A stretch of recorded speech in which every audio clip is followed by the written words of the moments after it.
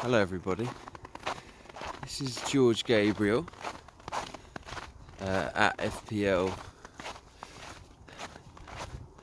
No, I'm talking shit. Hello everybody, this is George Gabriel at George Gabriel X if you want to find me. I have about 1 or 2 followers. This is a new thing I'm attempting. There's so many people out there with just brilliant informed FPL content, FPL podcasts. I just thought, you know what this is lacking? Someone with distinctly average FPL content, average amount of information, and also someone that's going to do it while he takes his dogs for a walk. That's Oscar. And Nelly, will you get points for spotting her? She's somewhere in the distance. So what do I want this to be about? I would just like this to be a kind of a place where we just share some of our kind of frustrations and thoughts on this, and just give it, maybe bring a slightly lighter side to this. You know, this is meant to be fun. This is meant to be you know, kind of an enjoyable experience. But yeah, I thought it'd be nice to start with a few kind of thoughts of mine, a few pointers on what I think are the most important things to remember in FPL.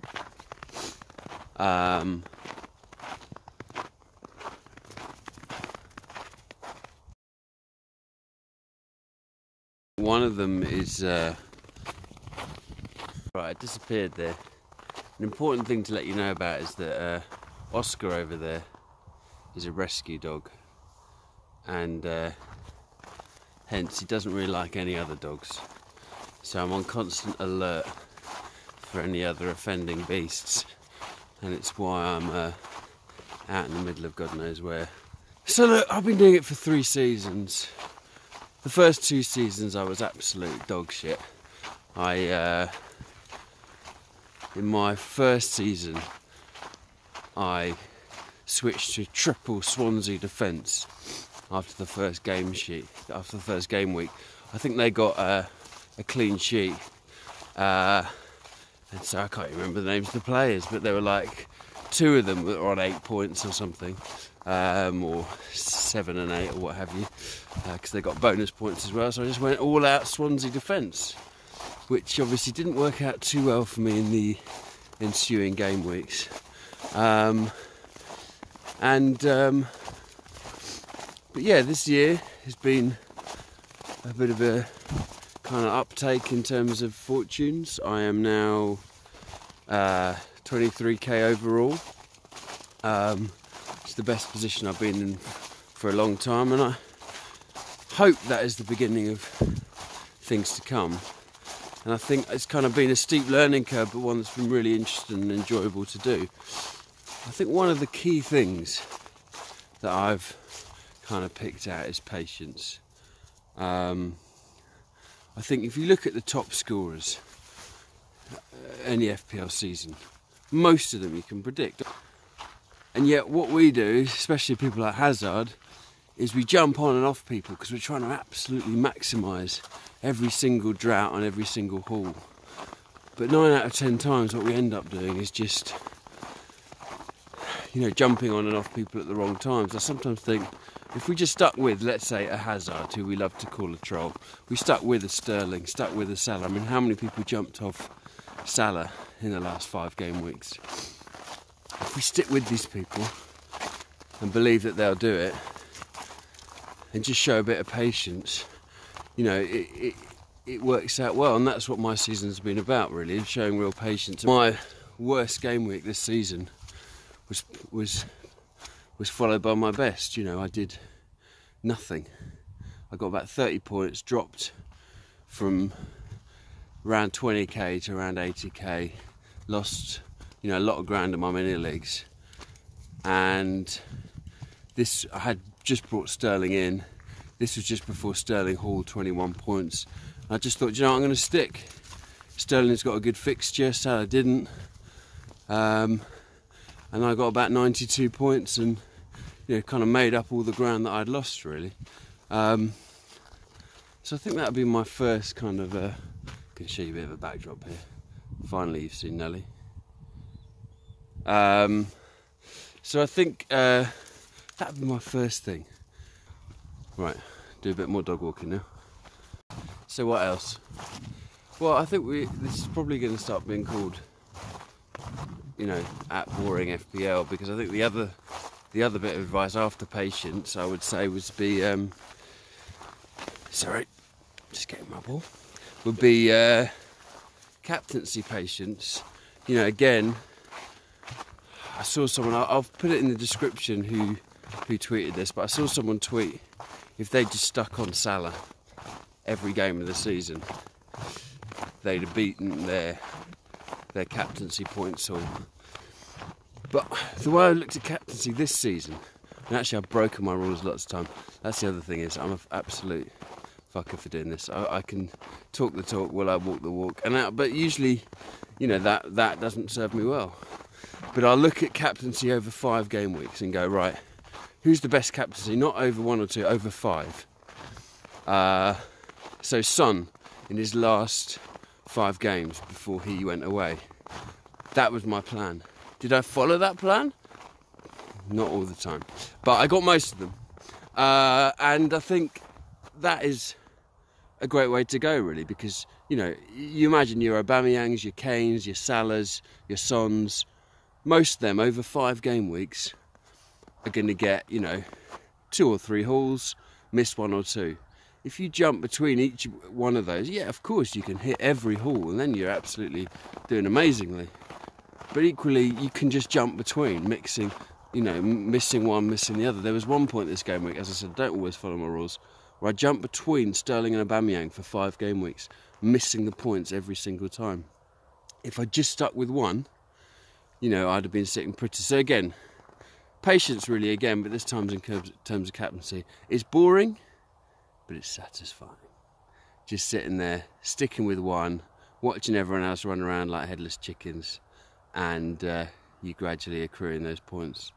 Oh my God, I've actually got ice in my moustache. This shows how cold it is up here in Glasgow. Right, I'm going to very catchily call this sequence value versus ceiling, which hopefully is going to be more interesting than it sounds. So, certainly this season, I think probably most seasons, you get the best value from defenders. But you don't have the highest point ceiling. So, you know, in terms of formation, in terms of where you prioritise your funds, I think it's a payoff between who will give you the highest point ceiling. You know, those premium midfielders and strikers are likely to do that, and how you can squeeze in the most value for money. So I've seen a lot of teams with Aubameyang and Kane. Now, I'm not saying that's never a way to go, but I think in this current season, 2 premium strikers is not the way to go. I think you've got to pick one, because although you're getting a high point ceiling, value for money is, I did a thread on this, I'll actually get some of this information, but something like 12 or 13 points this season per million, compared to about 17 or 18 for people like Robertson and Alonso. So you're just not squeezing in enough points into that squad with too many premiums. That similarly to that, 2 little defenders and you have the same problem. 2 many defenders and you're getting great value for money, but you're just not getting a high enough point ceiling. So I did a thread which I'll link to, where this season, looking at all the overall points, 442 was... Nelly likes to pick up litter here. That's a very good girl, isn't it, picking up litter? She's actually just hoping I'll throw it for her. Yeah, I did a thread, and 442 from the beginning of the season to midway through the season would have been the best strategy, with your Robertsons, your Alonsos, your Virgil van Dijks, and one other, Doherty, perhaps. And actually, it was a very close thing between 451 and 442. the worst kind of points per value is strikers. But that being said, you know, you still get a higher ceiling among some of those than you do for some of the others. So I think the template's there for a reason, and I think, you know, 4-4-2 is the way to go. I've seen so many teams, mine included, I can't move off it, with 3 defence, and the value is just huge in defence, you know. And we're benching people. I'll bench Wan-Bissaka every fucking game this season, almost. And every time I play him or get him off the bench, I don't get his points. I've dodged his points about 90% of the time.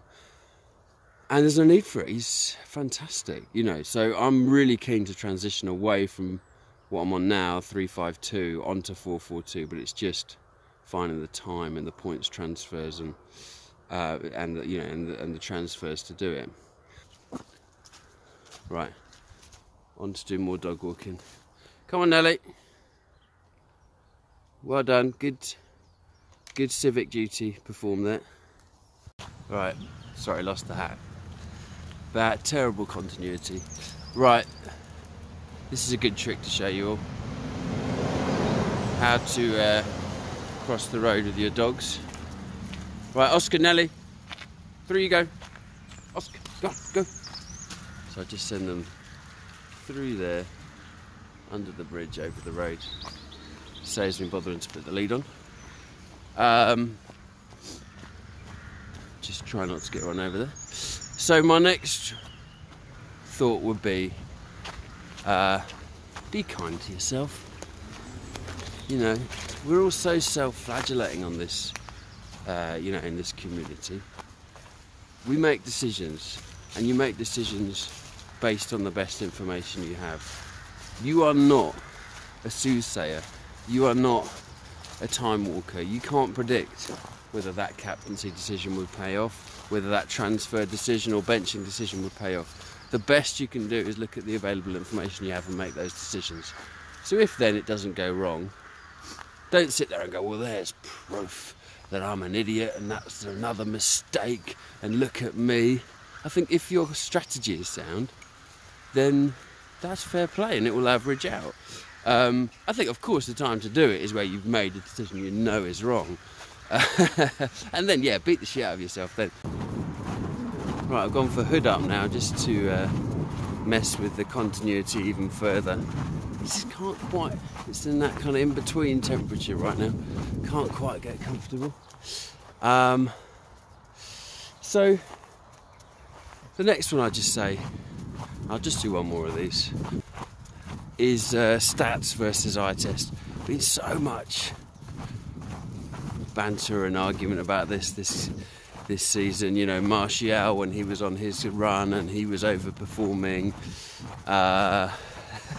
So many others. Look, I just think use your common sense. You can use both. It's allowed. You know, I remember at one point this season, people were talking about Lukaku and going, oh look, he's had this many returns and this many points in the box. You look at the guy, he was playing like a donkey. You know, it wasn't going to happen. So, you know, that one you ignore. Aubameyang, okay, we've all been expecting that haul. It's in the post, it'll come. Maybe this game week. Because that's XG, but then you watch him and you're like, yeah, the guy's in on goal. He's a decent striker, he's going to score. So I think, you know, use your common sense, use both. Watch the games, watch Match of the Day. I know that sounds stupid, but certainly my first season, I had young kids. Couldn't do that half the time. So jumping on and off people, you know, without a lot of information. Uh-oh, another dog in the vicinity. How you doing, Oscar? Very thoughtful about that. Right, this way. Hey, that was a miniature growl. Come on, lad, you'll be alright. You'll be alright, Oscar. Believe in yourself. So I think sorry, this is maybe the worst ever FPL video content ever. Right, just in case any haters out there, hello Nelly, accuse me of not actually exercising my dogs, I'm going to show you just how wrong you are. Okay, Nelly, you ready for this? Right. Throw that over there. What are you going to do? How are you going to get that ball? Go on, Nelly. Go on.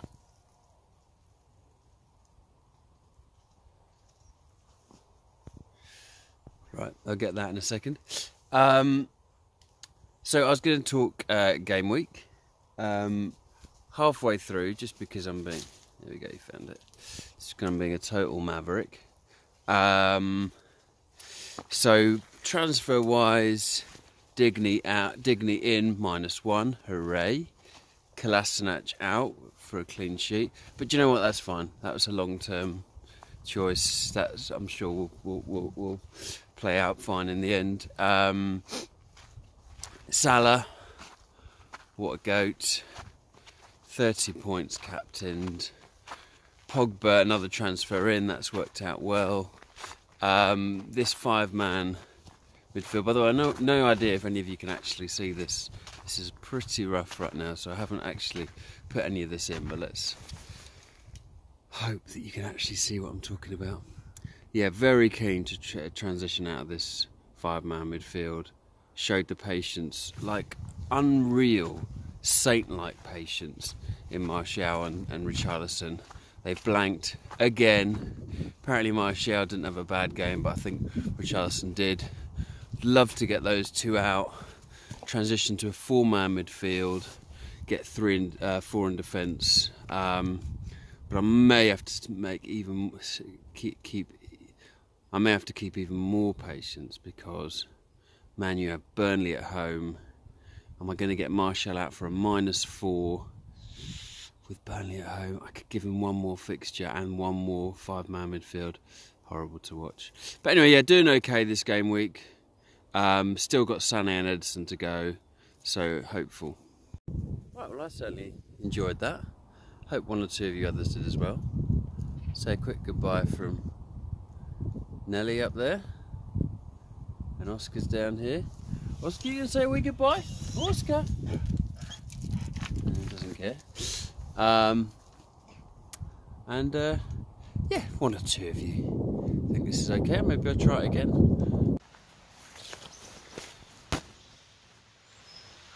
Alright, you ready?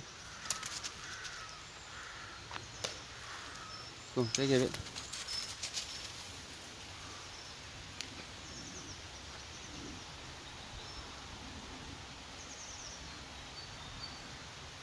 Come on then, up you come.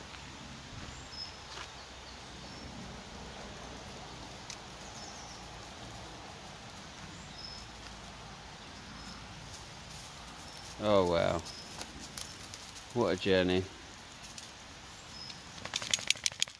Keep coming, Ellie. You can't leave it there. Oh great. Come on then. All the way. All the way. All the way.